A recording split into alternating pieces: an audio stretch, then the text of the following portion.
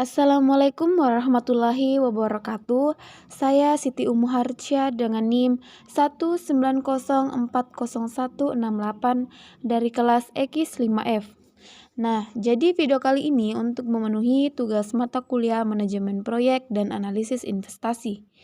Baik, kali ini saya akan menjelaskan mengenai materi analisis investasi. A. Pengertian analisis investasi. Nah, analisis investasi adalah istilah luas untuk berbagai metode evaluasi investasi, sektor industri, dan tren ekonomi. Ini dapat mencakup memetakan pengambilan masa lalu untuk memprediksi kinerja masa depan, memilih jenis investasi yang paling sesuai dengan kebutuhan investor, atau mengevaluasi sekuritas individu seperti saham dan obligasi untuk menentukan risiko, potensi hasil, atau pergerakan harga. Selanjutnya bagian B, pengertian investasi menurut para ahli. Yang pertama, menurut Syah Yunan, pengertian investasi adalah komitmen atas sejumlah dana atau sumber daya lainnya yang dilakukan pada saat ini dengan tujuan memperoleh keuntungan di masa yang akan datang. Definisi ini dikutip dari buku Syah Yunan yang berjudul Manajemen Keuangan 1 edisi ketiga yang diterbitkan USU Press Medan.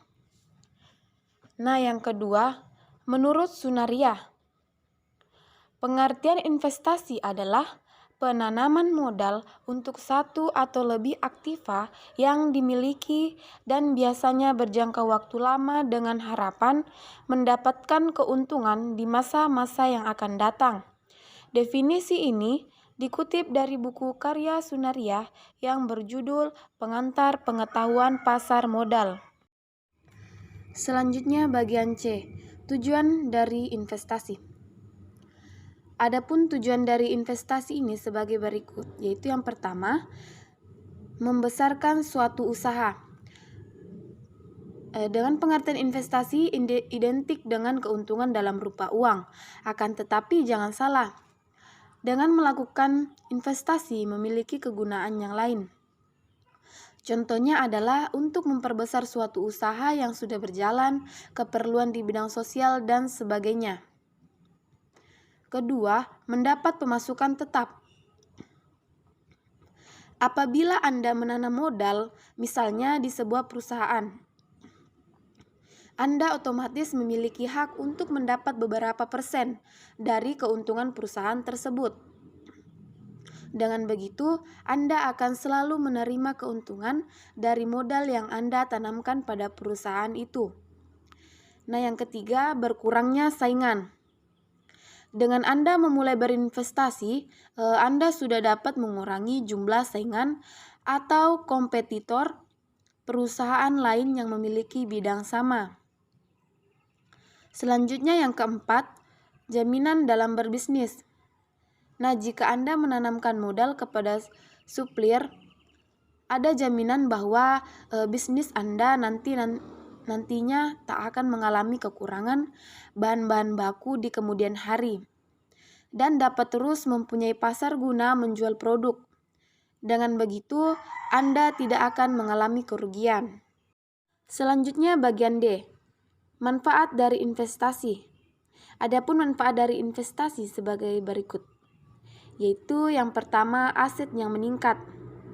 Nah, berdasarkan pengertian investasi dikatakan bahwa tindakan menanam modal ini dapat memberi keuntungan di masa depan. Nah, contohnya adalah jika Anda membeli tanah saat ini untuk investasi, lalu Anda menjualnya di masa yang akan datang dengan nilai berkali-kali lebih tinggi dibanding harga ketika membeli. Ini karena harga tanah yang akan terus naik. Yang kedua, memenuhi berbagai kebutuhan.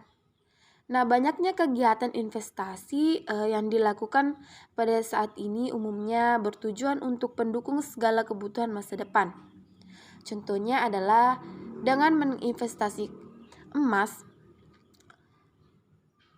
Menginvestasi emas tujuannya tentu agar dapat dijual kembali beberapa tahun kemudian dan dapat keuntungannya bisa digunakan untuk kebutuhan. Ketiga, menjadi lebih hemat. Ketika seseorang melakukan kegiatan investasi atau menanam modal, uang yang dimiliki akan digunakan untuk hal yang lebih mendesak atau penting. Dengan begitu, orang yang melakukan kegiatan investasi ini cenderung lebih hemat dibandingkan mereka yang tidak berinvestasi.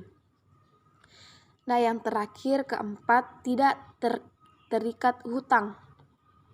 Apabila seseorang memiliki gaya hidup sederhana dan selalu hemat, sudah jelas orang tersebut tidak akan berurusan dengan masalah piutang yang merugikan.